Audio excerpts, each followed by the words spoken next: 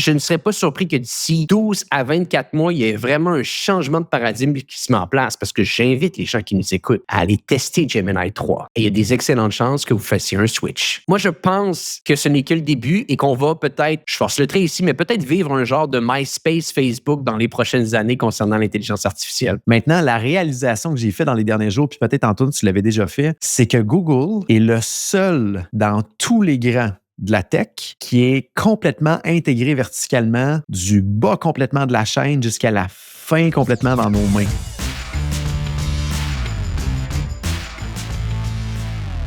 Donc, on est de retour sur le podcast Hypercroissance en mode discussion d'affaires et Jonathan et moi, on sort d'une chicane assez impressionnante. On discute de son challenge qui est assez exceptionnel. On enregistre le 25 novembre 2025 et Jonathan, tu es à ton 2e jour de challenge et là, tu me dis que tu as quoi? 700, 800 personnes dans le groupe? Comment ça se met en place tout ça? Absolument. On vient de terminer la journée 2. Encore un petit peu sur l'adrénaline, la fébrilité. C'est vraiment, vraiment le fun de voir autant de gens qui s'intéressent au sujet de l'intelligence artificielle. Et on approche les 800 inscriptions sur le challenge. Généralement, on se dit à peu près la moitié va être là en présentiel. Il y a beaucoup de gens qui nous ont écrit qui n'étaient pas disponibles à l'heure à laquelle on le fait et qui veulent le réécouter en rediffusion.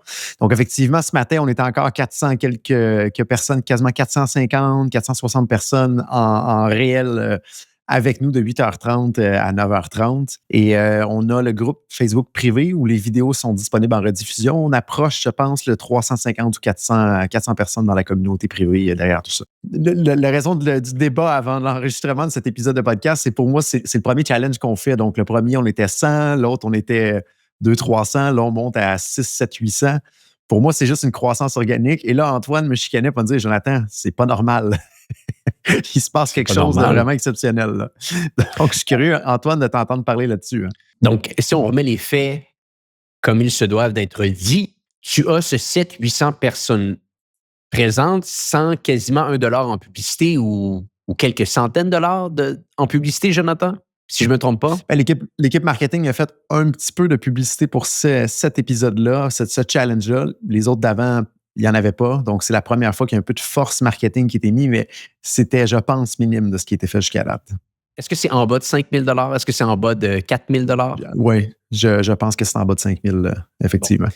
Donc, ce que j'expliquais à Jonathan, puis je pense que c'est là que ça peut être bénéfique pour l'audience qui nous écoute aujourd'hui, parce qu'on en a parlé plusieurs fois des challenges comme une mécanique qui peut être intéressante à mettre en place dans son entreprise pour commercialiser des produits, des services, c'est qu'avoir autant de personnes présentes en temps réel pour un événement de la sorte, sans avoir ou quasiment sans avoir investi $1 en marketing, c'est tout à fait exceptionnel. Ça démontre 2 choses. 1, que le challenge est exceptionnel dans son contenu et 2, que le sujet est chaud et d'actualité.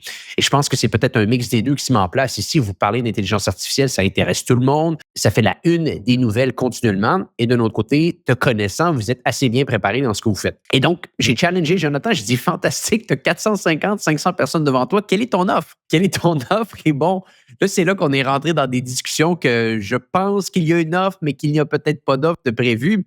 Et mon point était avoir autant de gens intéressés. Vous avez quelque chose sous la main, messieurs, chez OpenMind qui nous écoutent, les directeurs marketing chez OpenMind, allez cogner à la porte de Jonathan, bâtissez une offre, faites quelque chose. C'est trop beau. Il y a de l'argent que vous laissez sur la table en ce moment. Ça n'a aucun sens. Il y a une offre à la fin qui est notre offre de service habituelle, qui est d'accompagner les entreprises pour découvrir où sont les potentiels d'automatisation numérique par l'IA. Mais on ne se cachera pas, ce genre d'exercice-là, pour bien le faire, ça prend quand même beaucoup de temps de notre équipe, de nos spécialistes. Donc, c'est une offre qui a quand même une valeur assez élevée qu'on amène au marché. Et là, ce qu'Antoine nous challengeait, c'est est-ce qu'il y aurait moyen d'apporter une petite offre peut-être à 500 ou à 1000 $ pour créer un entre-deux entre le vrai package, le vrai roadmap qu'on fait avec les gens. Et c'est une bonne discussion parce que un entre-deux, est-ce que ça va bien nous amener les gens qu'on veut avoir à la table? Antoine semble être convaincu qu'il y a probablement moyen de créer un bon funnel à travers tout ça. Est-ce qu'en même temps, c'est collé à notre offre de service de créer l'entre-deux? C'est un questionnement que moi, je me pose. On brainstorm à voix haute présentement. On n'est pas des spécialistes de former les gens dans les outils d'IA existants. On en montre beaucoup de cas dans la cohorte pour montrer aux gens à quel point les cerveaux numériques derrière ces outils-là sont rendus à un niveau assez impressionnant et qu'on peut reprendre ça et l'utiliser dans des processus d'affaires et d'infuser de l'IA dans les processus d'affaires en dehors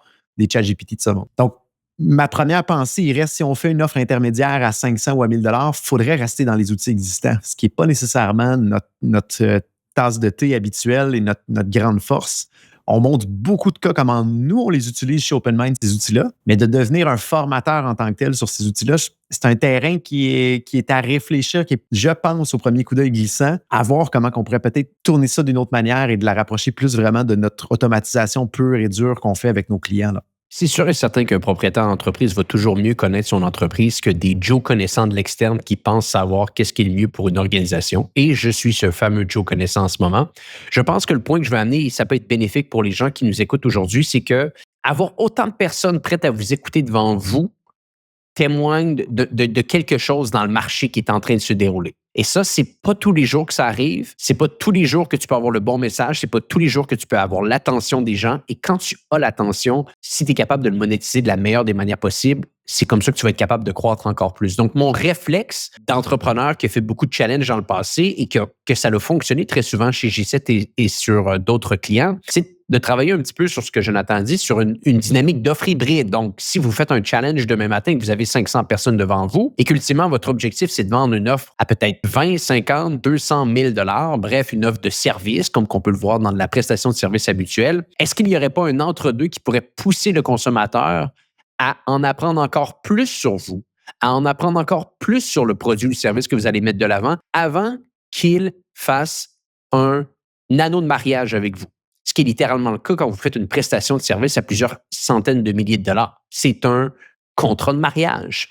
Et très souvent, un challenge, on pourrait dire, c'est aller prendre un café. Ben, peut-être qu'on peut amener ces fameux clients-là dans le challenge à un premier souper et tranquillement par la suite les amener à un mariage. Et souvent, quand on fait cette approche-là, ce qui est intéressant, dans votre cas ici, je pense que ça s'applique moins parce que vous n'avez pas investi en publicité ici, Jonathan, c'est que quand tu es capable de bâtir cette offre hybride qui se paye directement, donc l'argent revient automatiquement dans tes poches, tu es capable de liquider ton coût publicitaire. On en avait parlé il y a quelques mois sur le podcast, quelques semaines. Donc, si dans une vision hypothétique du futur, vous investissez en peu parce que vous voulez encore plus de gens, chose que vous devriez faire si vous avez autant de traction, ça risque de juste accélérer le tout, eh bien, tu es capable de liquider un peu ce coût publicitaire avec cette offre hybride. Et cette offre hybride permet à tes clients d'apprendre à mieux te connaître avant peut-être d'aller prendre l'offre principale derrière. Bref, c'est une réflexion, c'est une discussion et ça a même été une chicane hors d'onde, mais ça vaut la peine d'être discuté parce que peut-être qu'on est tous en train de penser, de uniquement avoir un seul type d'offre de service dans ce qu'on fait. Il peut y en avoir d'autres qui peuvent grandement nous aider dans notre mécanique de commercialisation.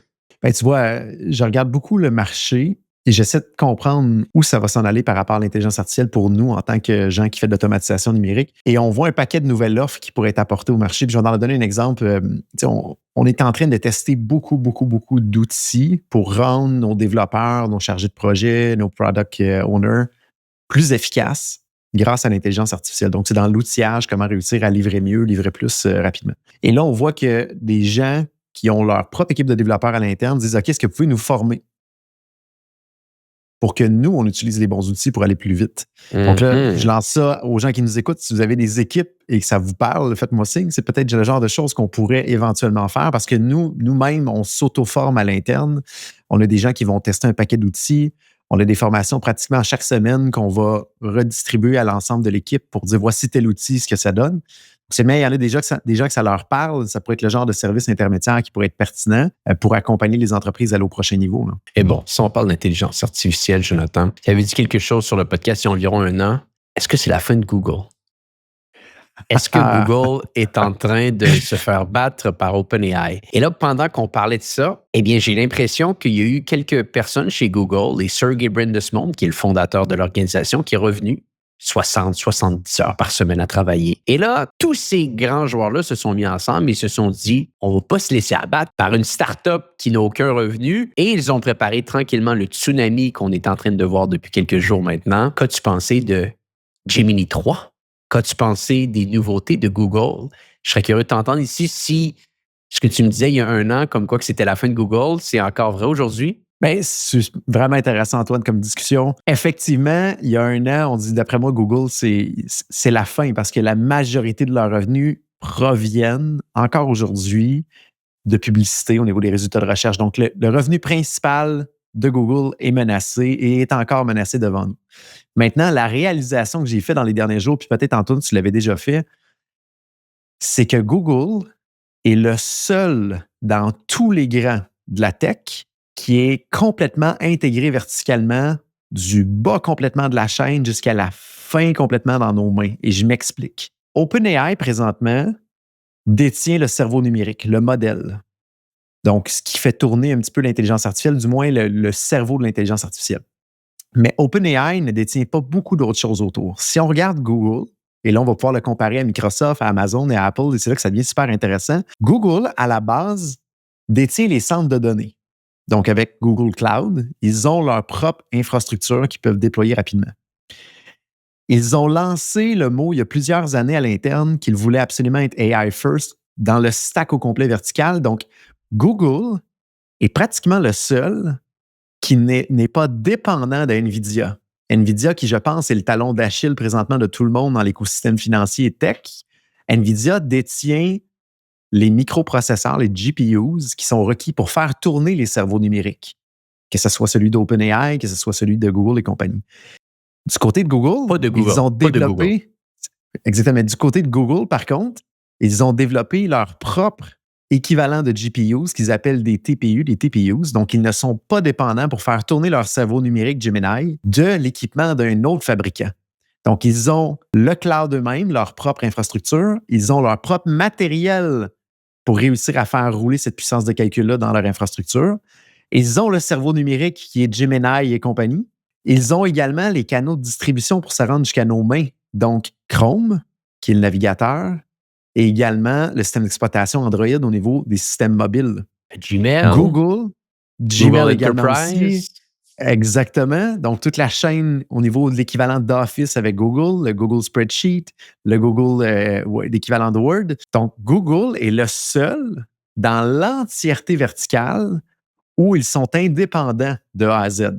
Si on compare, par exemple, avec Microsoft, qui est peut-être celui qui est le plus proche de cette verticalité-là, il n'a pas son propre cerveau numérique, du moins d'un cerveau numérique qui est aussi fort que Gemini de Google ou GPT, par exemple, 5.1 d'OpenAI. Donc, Microsoft est taxé sur la couche des cerveaux numériques. OpenAI n'a pas sa propre infrastructure, n'a pas son propre matériel pour faire rouler sa puissance de calcul. Ils commencent à essayer d'investir avec Broadcom, mais ils sont loin en arrière et ils ne détiennent pas la livraison finale outre ChatGPT dans les mains des usagers. Apple, très loin derrière. Amazon, très loin derrière.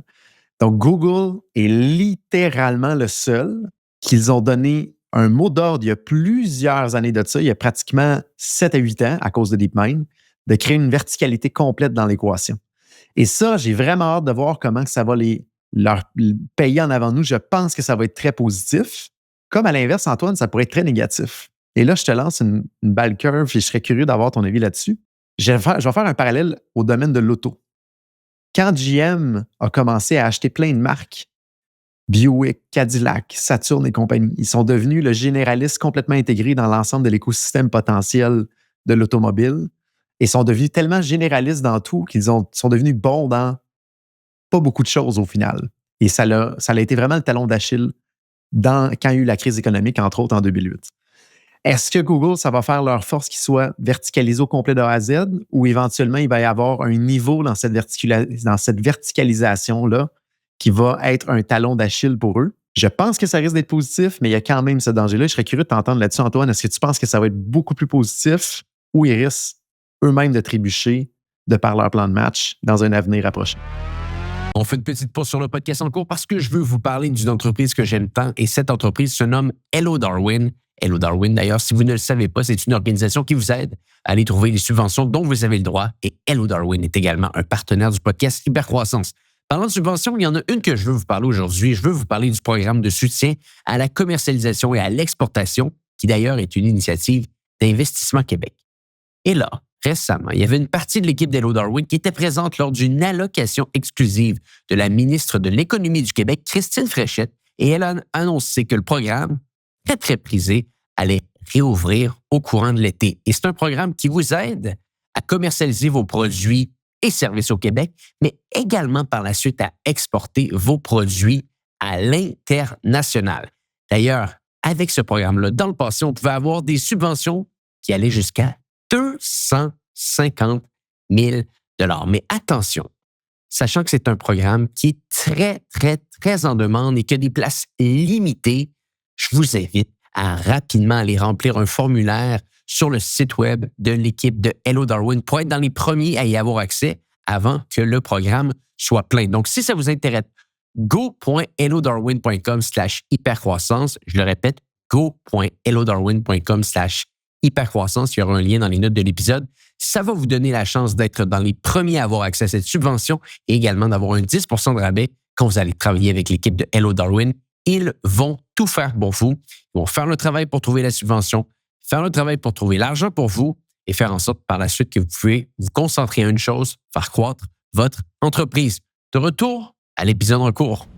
Si on revient à ce que tu as dit il y a un an et ce que tu as parlé un peu au départ, comme quoi que ça peut être la fin de Google, je pense qu'il y a du vrai là-dedans, mais il faut le distinguer et le segmenter. Je pense que si on revient il y a un an de cela maintenant ou 2 ans de cela maintenant et qu'on analyse aujourd'hui ce qui s'est déroulé, ça a été la fin d'une chose. Ça a été la fin de la recherche d'informations, ou plutôt la réponse d'une recherche d'informations avec 10 liens qu'on reçoit, qui était essentiellement comment on a fonctionné pendant environ 20 ans. C'est-à-dire, on fait une recherche, on se fait donner 10 liens et ultimement, nous, on prend une décision en visitant les différents sites Internet, donc ce qui prend beaucoup plus de temps. Ça, on peut le dire, 2 ans, 3 ans plus tard, c'est la fin de ça parce que on utilise des outils comme ChatGPT, on utilise des outils comme la barre de recherche maintenant de Google qui est capable de nous résumer très rapidement la réponse qu'on cherche. Donc, ici, ça a été vrai. Je pense que l'endroit qui a été une erreur pour beaucoup de gens, c'est de penser que Google, à la fin de la journée, un peu comme Meta, était limité par son modèle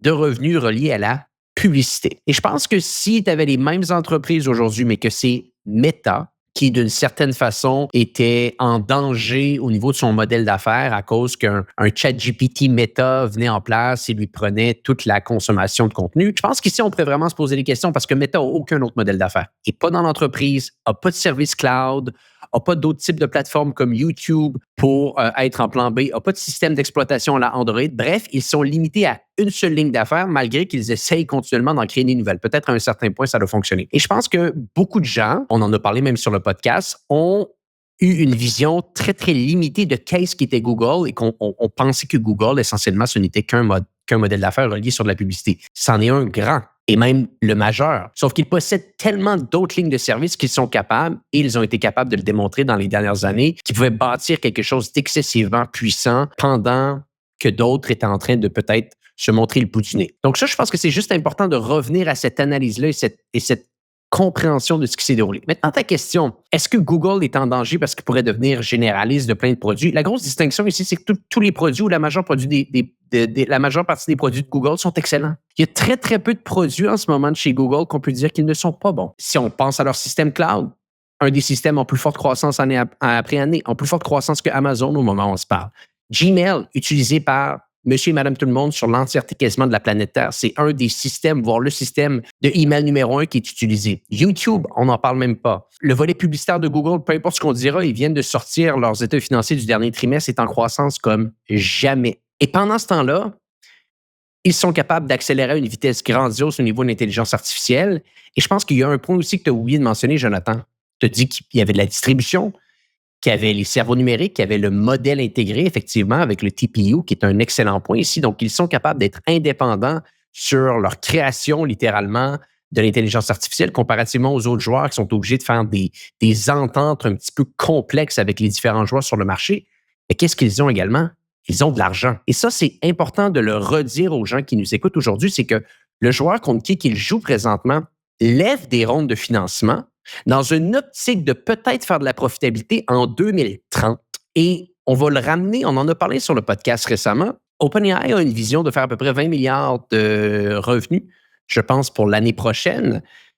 Mais ils ont fait des contrats allant jusqu'à 1 trilliard de dollars avec des joueurs cloud pour les 3 à 4 prochaines années. Donc, juste pour remettre ça en perspective, imaginez le volume de revenus qu'ils doivent atteindre pour ultimement simplement être à l'équilibre. Pendant ce temps-là, Google imprime au-dessus de 100 milliards de bénéfices nets à l'année. Donc, c'est ça aussi qui est un autre point important, c'est qu'eux peuvent continuer, ils peuvent même continuer lentement.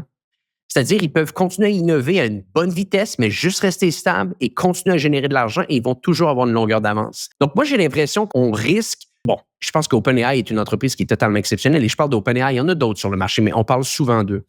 Donc, je pense qu'OpenAI est une entreprise exceptionnelle, mais j'ai l'impression que ce qu'on dit depuis un bon bout de temps, qui est de se dire, mais comment ils font pour être encore numéro un? Mais comment ils font pour être encore numéro un quand il y a ces autres gros joueurs-là qui jouent? Je ne serais pas surpris que d'ici 12 à 24 mois, il y ait vraiment un changement de paradigme qui se met en place parce que j'invite les gens qui nous écoutent à aller tester Gemini 3. Et il y a des excellentes chances que vous fassiez un switch parce que c'est un modèle totalement intégré. C'est un modèle qui est considérablement plus rapide. C'est un modèle qui est très orienté sur l'agentique, donc tu peux donner des tâches spécifiques à faire au modèle et qui va être capable de les compléter par lui-même sans des gros systèmes externes qui vont t'obliger à bâtir des agents. C'est ce que beaucoup de gens disent, ce que OpenAI aurait aimé que soit ChatGPT 5.